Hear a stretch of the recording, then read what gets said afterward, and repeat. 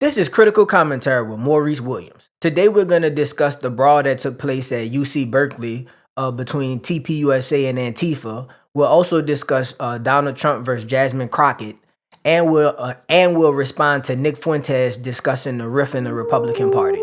Blacks, Hispanics, and whites can't read. Why you think I started a podcast? It's a fucking racist thing with you niggas, and that's why I'm coming at you niggas next. They love to talk about black violence. Have you heard of white violence? White people commit violent crime at 3 times the rate of Asians. When is Nick Fuentes gonna talk about white violence? Everybody's arguing about their 2 genders. I sat next to her hermaphrodite in math class. Am I allowed to talk about the Jews? If she wanted, we could do it in the morning. Yawning, letting my eyes stretch, baby, I ain't a novice. I've been a dog, she FaceTime, but I never call. So yesterday there was a situation in UC Berkeley, California, where there was a brawl that took place. So first we'll check out the clip of the fight, but then we'll also have footage of what ensued later that night.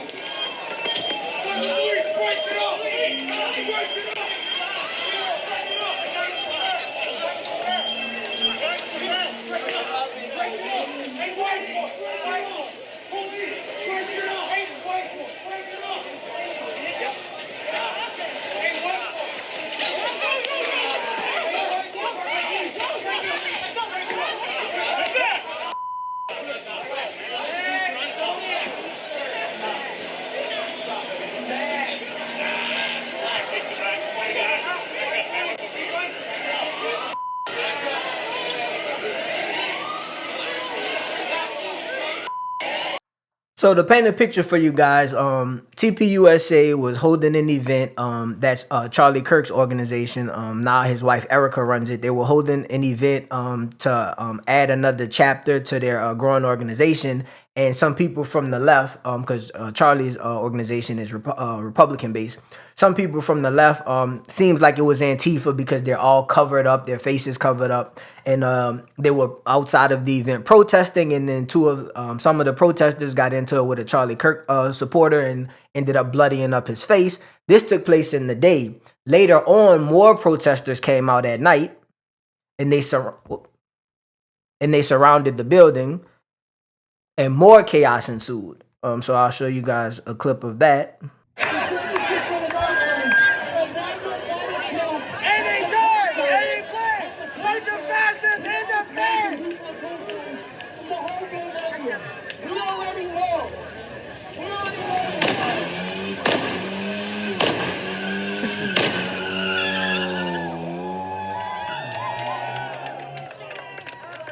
And to give you guys an idea of how many people it was, because there's more than we've seen in these 2 clips.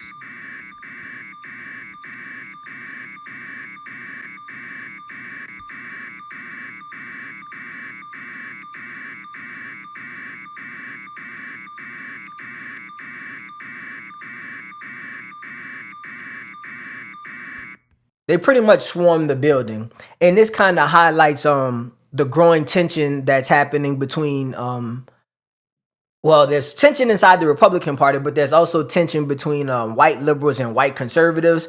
Unfortunately, this tension is not being fixed through words and dialogue, which I think is what America wants. We want people to vote, we want people to share their ideas, and we want to use the elections to decide who wins. But people are getting so frustrated that they're taking to the streets, and their passion is boiling over into violence. So we need to not just tone down the political violence between the politicians, but also amongst the citizens, right? We should be able to protest in peace. We should be able to go to events in peace, and everybody should allow people to share their opinions without fear that something will escalate.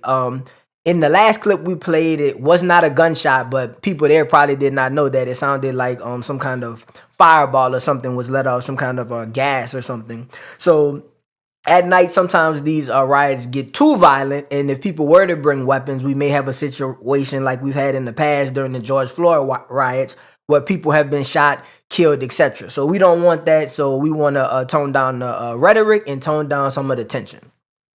I say that ironically, and then I go to the president of the United States, Donald Trump, and he recently made comments yesterday about Ilhan Omar and Jasmine Crockett, two rising voices, or maybe not rising voices, but two notable Democrats, congressmen. Jasmine is a congressman in Texas, and I think Ilhan Omar is a congresswoman in Minnesota. But I'll play the clip of what Trump said about them when he was taking questions from reporters. Jasmine Crockett recently. Jasmine Crockett. Remember what I said? Is she a relation to the late great Davy Crockett? I don't think so. Jasmine Crockett, let me tell you, before you even ask, she's a very low IQ person. I mean, if we ever had to pass an aptitude test, that's the one should take one because she shouldn't even be in the. So I have no idea what you're going to, but I don't think we should waste our time. This is a low IQ person who I can't even believe is a congressperson. Between her and Ilhan Omar and the group. You know, I met the head of Somalia. Did you know that? And I suggested that maybe he'd like to take her back, and he said, "I don't want her." Okay, what else? Go ahead. Let's hear what Crockett said. Go ahead. She compared ICE raids to slave patrol. I want to ask you. To slave? To slave patrol. I want to ask you if you think that there should be consequences for members of Congress who make these types of comparisons or use this language. Well, I think she's gone over the line, and I think a lot of the people. Look, the Democrats have become radical left lunatics. Okay, so here it's been a few months, or maybe even longer than a few months. Trump and Jasmine Crockett have been taking shots at one another, even before the reporter. Before the reporter asked the question, when she just brought up Jasmine Crockett's name, Trump and other people around him started laughing. Trump continued with the same slurs he's been saying. He said that she was low IQ. He brought up an aptitude test. So aptitude tests are a little bit different from IQ tests. IQ tests a variety of things like wide ranging. Aptitude tests just test something specific. So usually for your field. And then some people are saying Trump didn't even take an aptitude test. He took more of like just a cognitive test because he's aging. But Trump has said this a few times, not just that she's low IQ, but that he's questioned her qualifications to be in the position that she's in. So she did respond to what Trump said, but I just wanted to play a clip so people had more information on what he said and why she said what she said in return. Here is Jasmine on Roland Martin's show. He used to be on CNN. I guess he has his own show now, but I'll play what Jasmine said about Trump. She joins us right now. Congresswoman Crockett, you heard the conversation we were just having, and you know, this is just a moment where we're in where, look, folk can't be sitting on the sidelines going, well, so-and-so's not too bad, whatever. We see the attacks on women, black women, people of color, all sorts of people. The right wing is losing their mind because of what happened on Tuesday. I mean, they just going crazy. They've been calling you ghetto, every name, everything, how you talking. They don't care.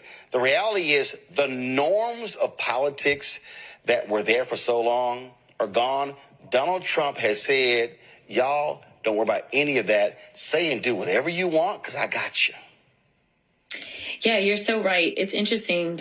When we did our field hearing in Chicago as it relates to ICE and what's going on there, under amazing leadership, might I add, we know that the mayor of Chicago, Brandon, has been doing an amazing job in defense of his people. But I made sure to point out that a friend of mine who is currently federal law enforcement said to me that he always sees a shift in what takes place based upon the tone that is set at the top.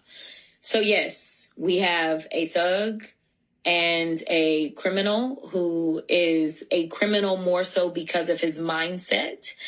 He obviously has convictions to go along with that, but it's more so his mind, right? There are people plenty of times that have gotten into trouble, but it was out of necessity, which we are going to see a spike in crime as this administration is saying, do not feed people. When it comes to survival, people will survive, right? And so we are going to see these things, even though he claims to be about that life. But nevertheless, he has set a tone. He has set a tone that is disrespectful. He has set a tone that is completely ignoring the people that put him into office.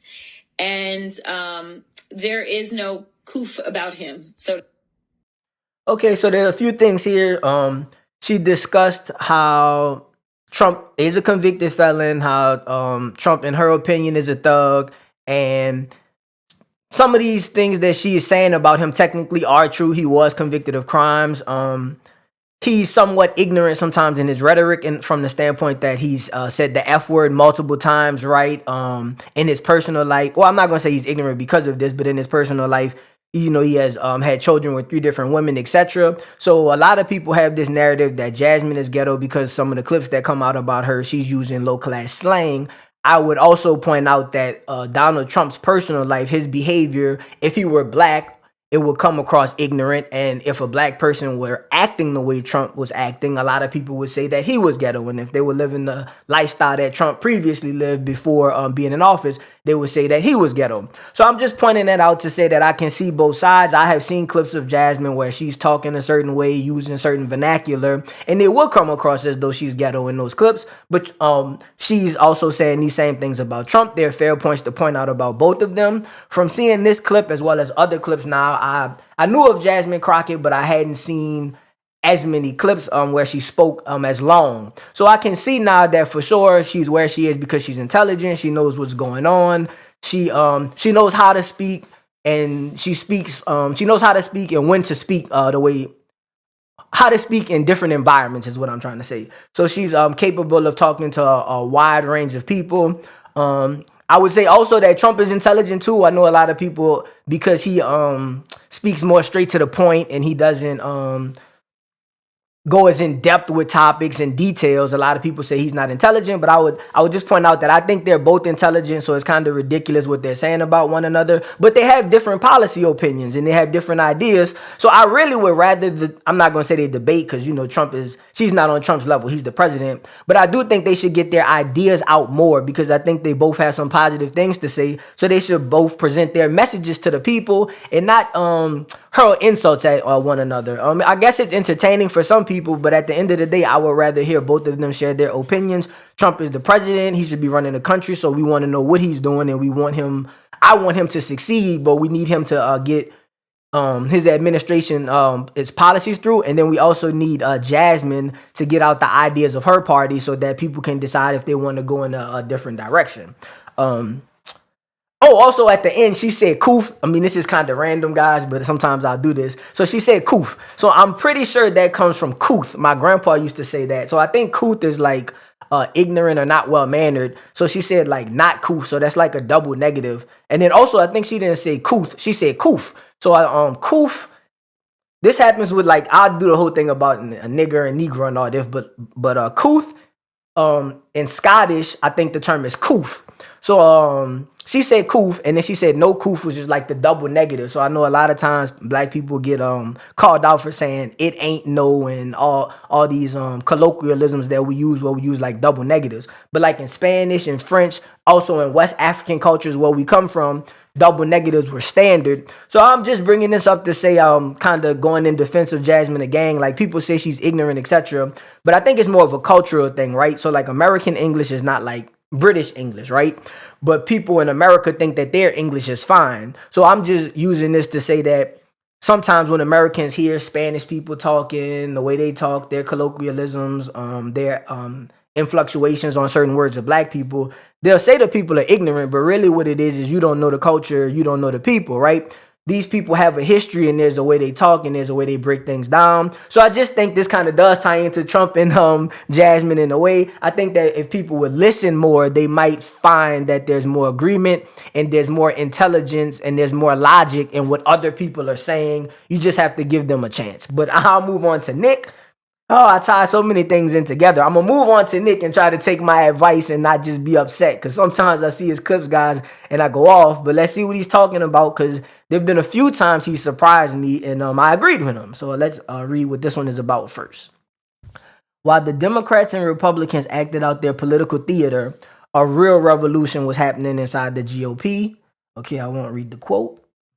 This is why I'm so done with Republican, Democrat, vote Republican to defeat the Democrats, because this is just what you get. This is not a real fight. This is not where the power lies. And I've said this for many years. The only reason that I was ever interested in the Trump movement is because what Trump promised to be is transcendent. He didn't run in 2016 as the Republican to beat the Democrats and pass the corporate tax cuts. He ran as somebody that would literally transcend politics as we know it. He would bypass it. The rules that we thought we had to play by would not apply to him.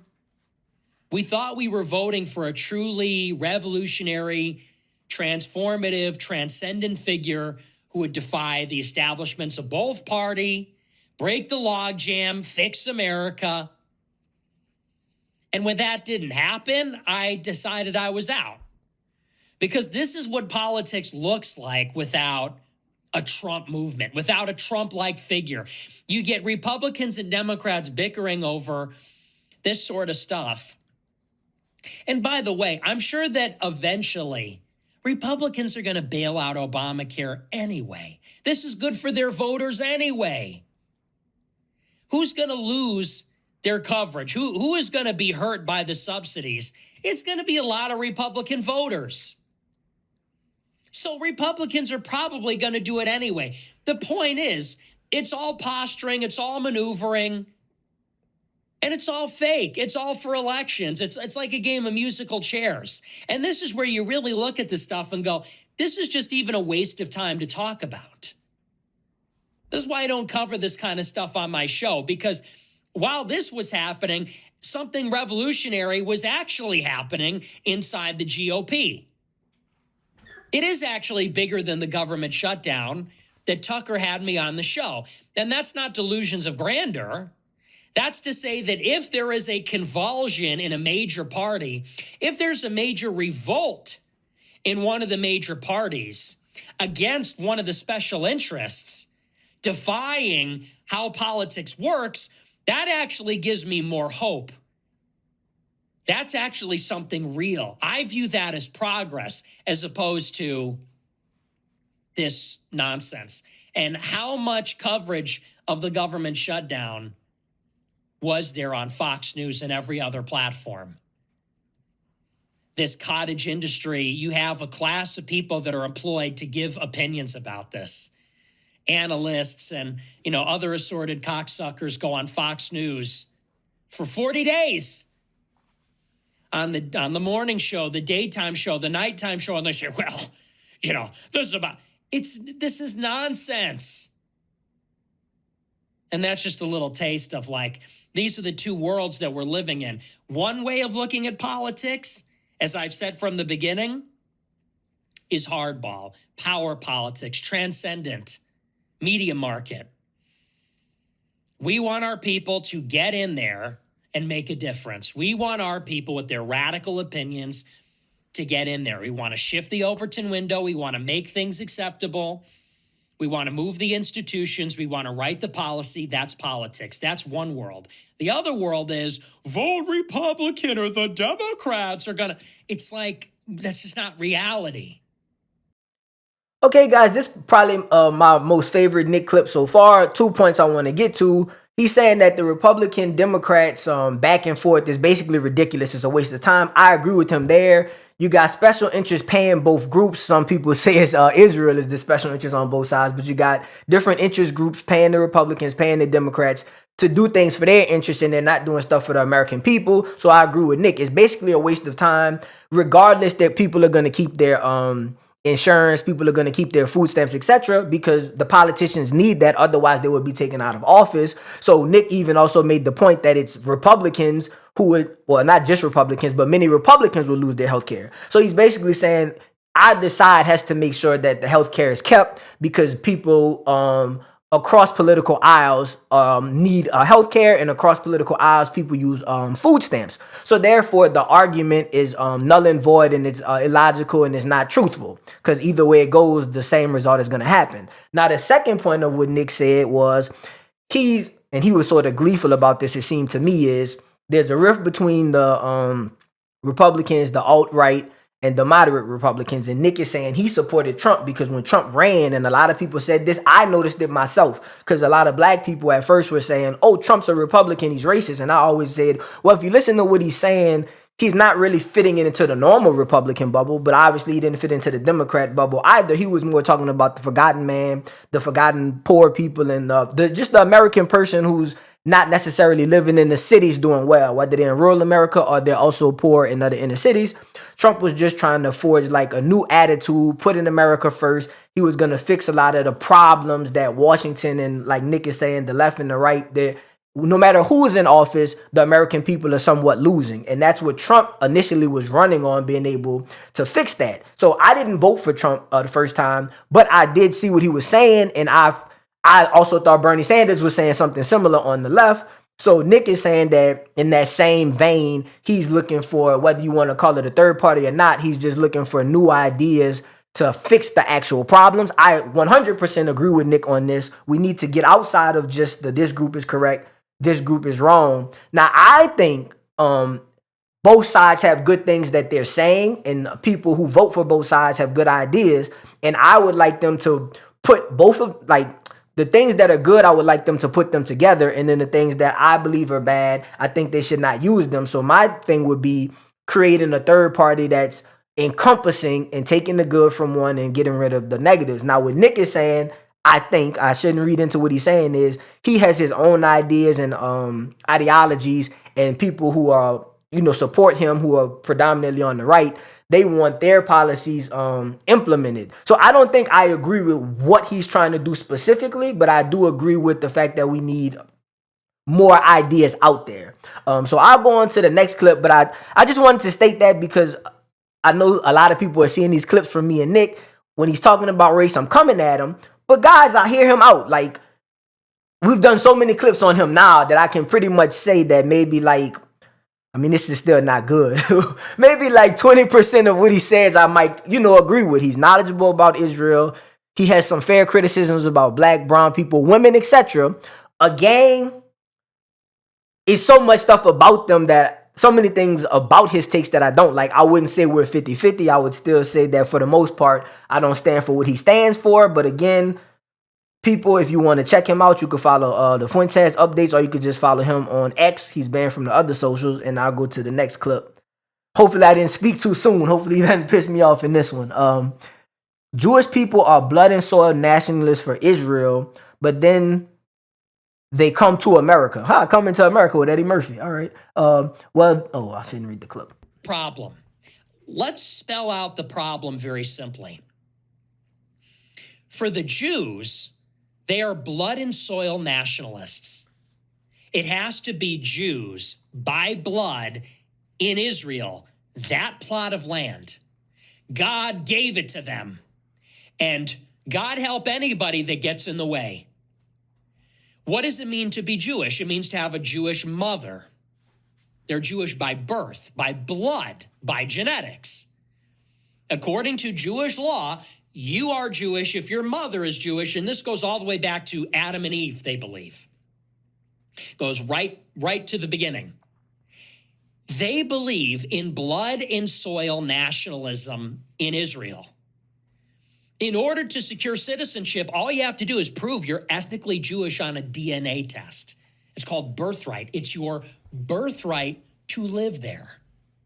And so for Israel, they're blood and soil nationalists. They're fascists. Ben Shapiro says all the Arab Muslims need to be picked up and kicked out of Israel because this needs to be a Jewish country for Jews. It has to be here. It has to be ethnically Jewish people living here. The state has to be Jewish. It's a Jewish nation. They're Jewish nationalists. God promised them that. But then those Jewish people come here. Ben Shapiro's ancestors come from Russia. Those people come here. And for America, they say, well, this place is for everybody. You're not promised anything. This place is not for Europeans. It's not for your ancestors. Maybe you have ancestors going back to the Mayflower or Jamestown. Maybe you have ancestors going back to the revolution. That doesn't matter. You are owed nothing. You are not promised anything. Not the land. It's not yours. America's identity doesn't have to be European or Christian. No, see, all you're promised in America is the adventure of a lifetime, which means what exactly? The free market? So if you're hungry, if you don't have health care, if you're homeless, if you're a veteran, if you're disabled, if you're a struggling mother, if you're adopted, whatever your problem is, well, you're not owed anything. You're not promised anything, and America won't take care of you.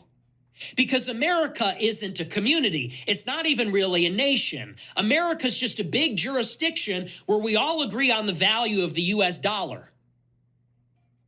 Because what does a community have? A community has an identity.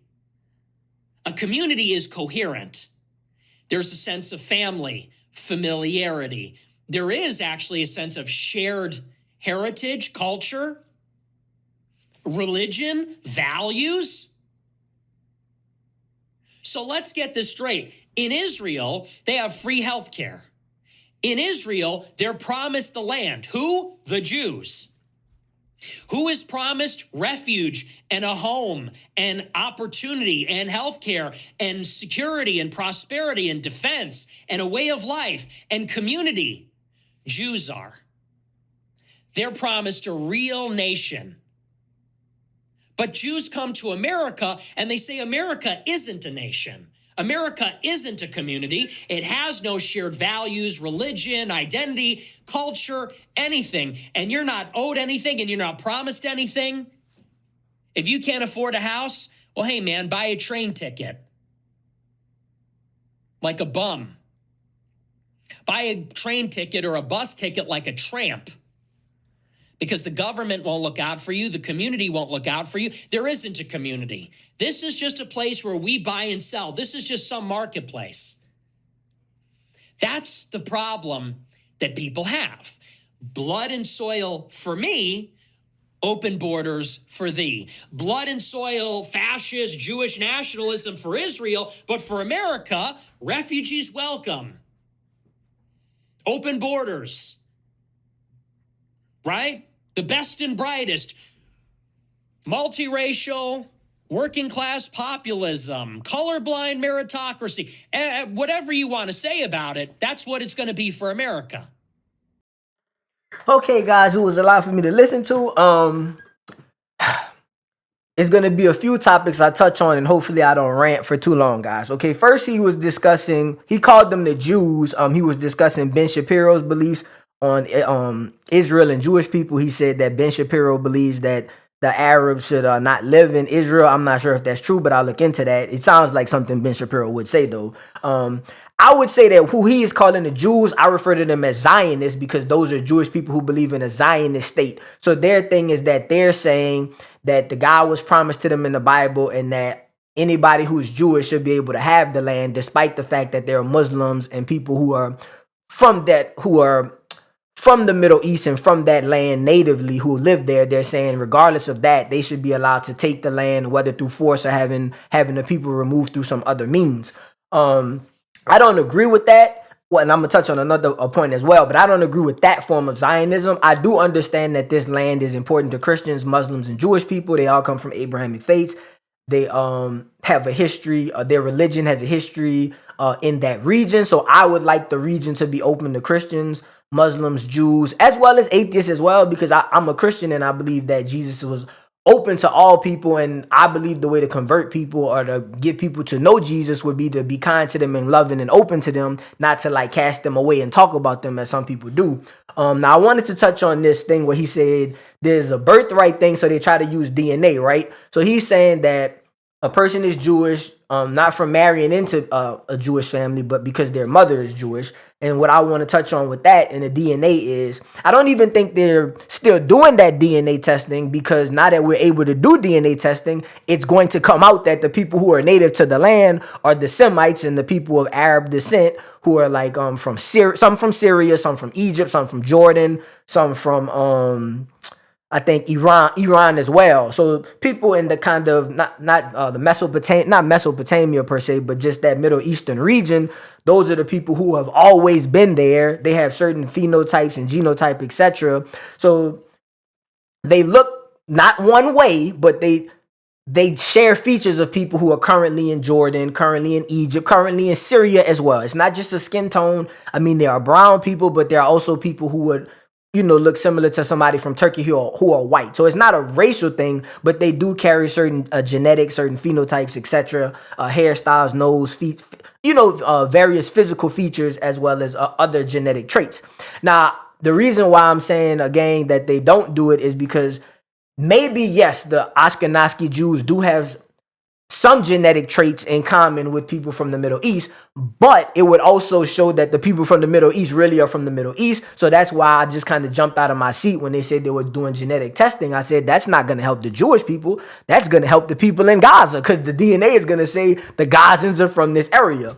What I wanted to touch on also with Nick was, to me, I think we should be careful about using the term Jewish because, again, in Israel, I know a few Jewish people, and through X as well, and me looking into this a little bit, I need to look in it more. I found out that inside of Israel, it's not just Jewish people. There's like a 20% Arab population. There are Muslims, there are Christians, etc. So I don't think it's fair to say that Israel would be a total Zionist or Jewish state. I don't think that's necessarily what Israel wants because they don't have that now, and they allow the Arabs, etc., to vote. The problem that I do have though is it's odd to me. Well, not odd, but I don't think it's correct that the area is Israel is 80% Jewish. Again, I think that the diversity before the Holocaust, before Europeans came into Israel, there was a mix, right? There were Muslims who had already kicked out the Jews. I always say the Jews were kicked out. I always say that they have some claim to the land. And then they kicked some Jews out. They killed some Jews, as well as they killed Christians and kicked Christians out.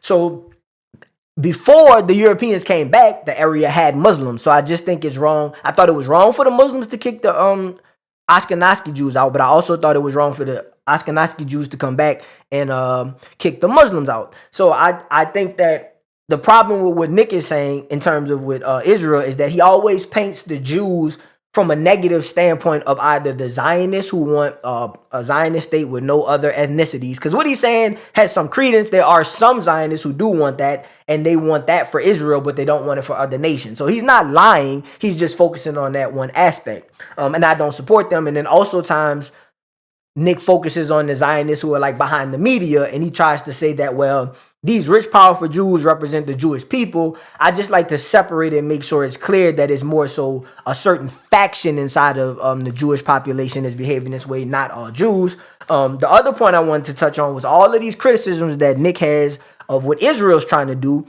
He was making fun of Ben Shapiro, saying, well, Ben Shapiro's wrong because he's trying to do that in Israel. But then all of these things that he's saying about Ben Shapiro would be true about him the way he talks about America, right? He's trying to talk about making America more of a white ethno state. He was making all these jokes about saying, well, Israel can be for the Jews, but America can't be for Europeans. Do white people think when they're speaking and they say, for Europe, I could possibly understand, okay, white people are more so native to Europe, even though I would say that, they weren't originally white when they got to Europe. But I'll at least say that where white people came to be about and where their population grew was in Europe. I don't understand how he makes a claim that America should be European, because clearly the European people who came to America themselves were immigrants, right? They already had East Asians here. So my whole standpoint about America is I agree with the diversity, because from my perspective, other than the East Asians, everybody here, whether they're Hispanic, which is like Southern European, African American, but African, like West Sub-Saharan African, or European. With European, I'll do this another time so I don't go off on a rant, but Europeans definitely come from east part of Africa. But Europeans, all of them were not native to this land. So when Nick starts talking about shared heritage, I believe we do have a shared heritage in America. It's immigration, right?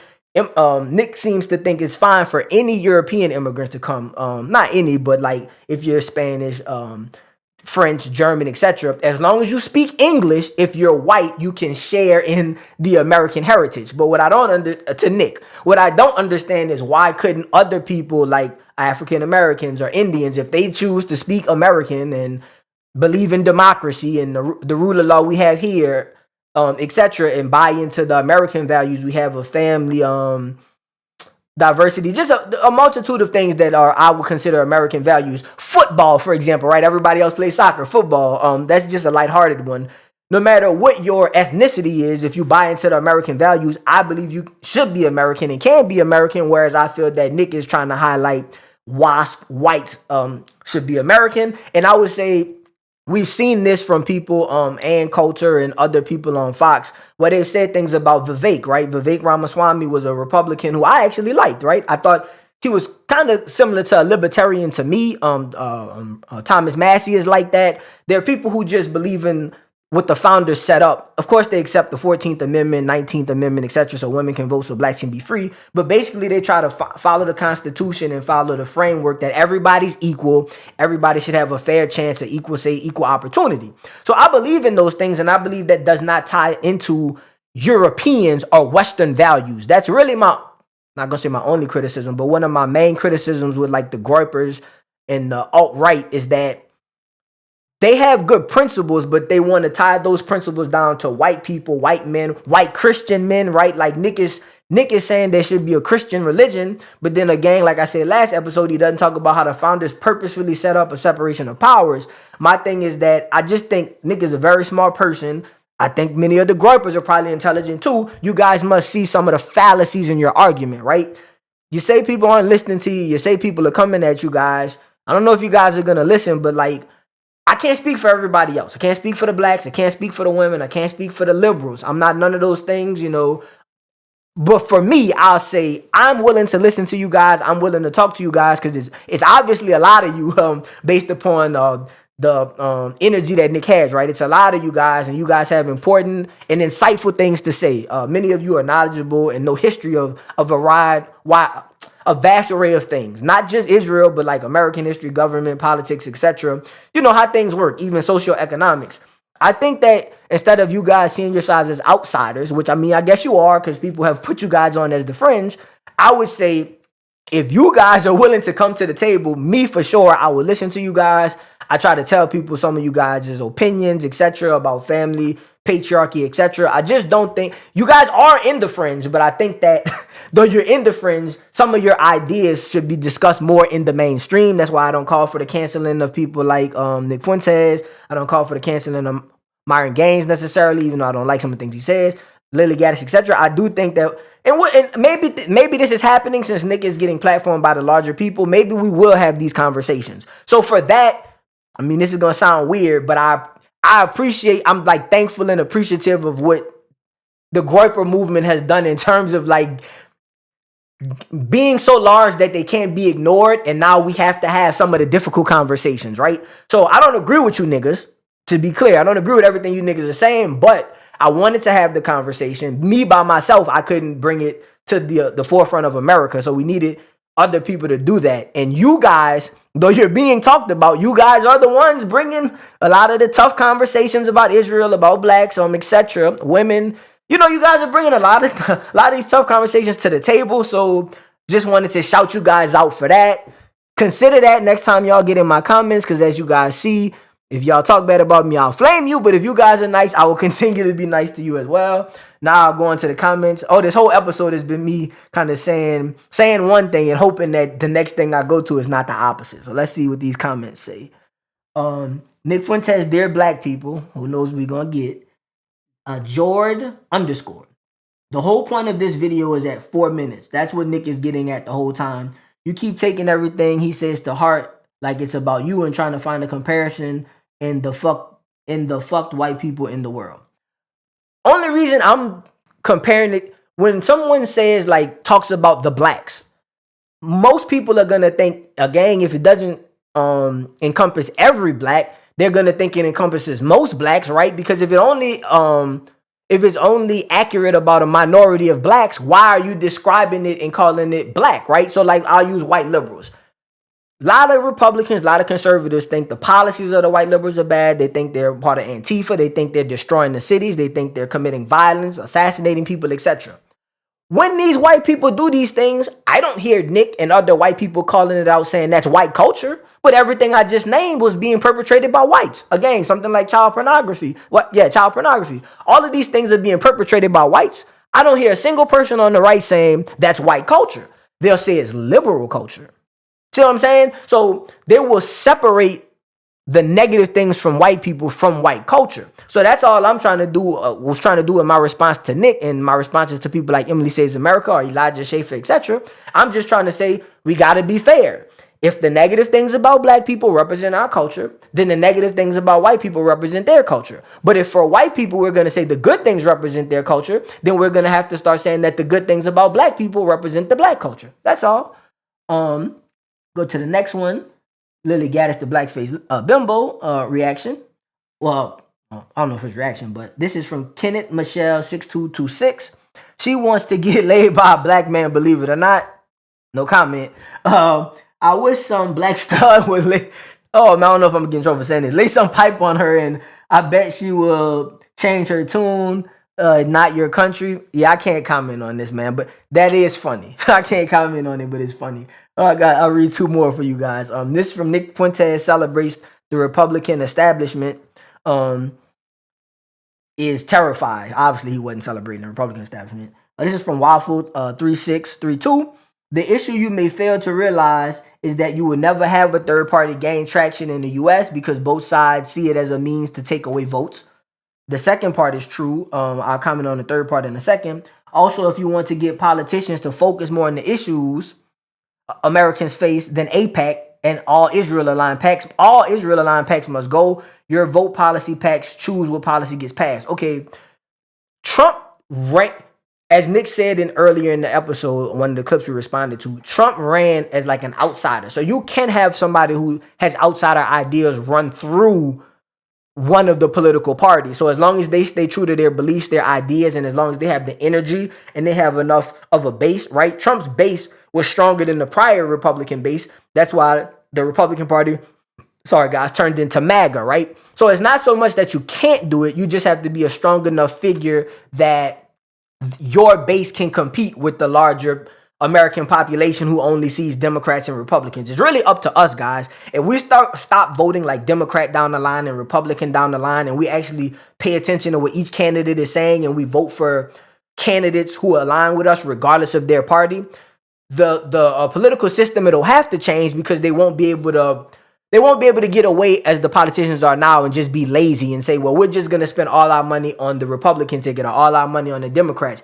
The money will start being spread out amongst the actual individual candidates. So that would allow us as people to have more of a say. It will be tough because you're fighting against not just what's simple for the politicians, but what's simple for us. It's easier for people to just, I'm a Democrat, let me vote for all Democrats, than to take time every election and look through 10, 15 candidates, right? So it's just a matter of, do we care enough to be an engaged electorate and really vote for who our ideas align with, or do we just want to be lazy and say, okay, I think this side is more right, this is who I want to vote for?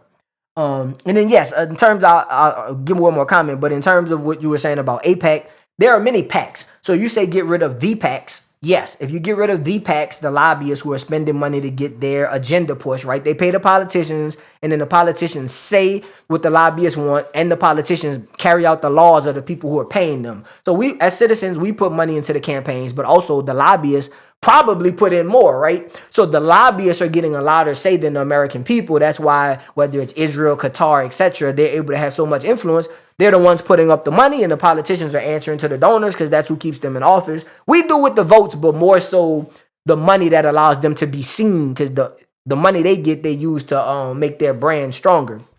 So I agree with you and why it's difficult. You say it can't be done. It's just something that's difficult. And this will be the last comment for today. This is Nick Fuentes declares GOP civil war, Israel first or versus America first.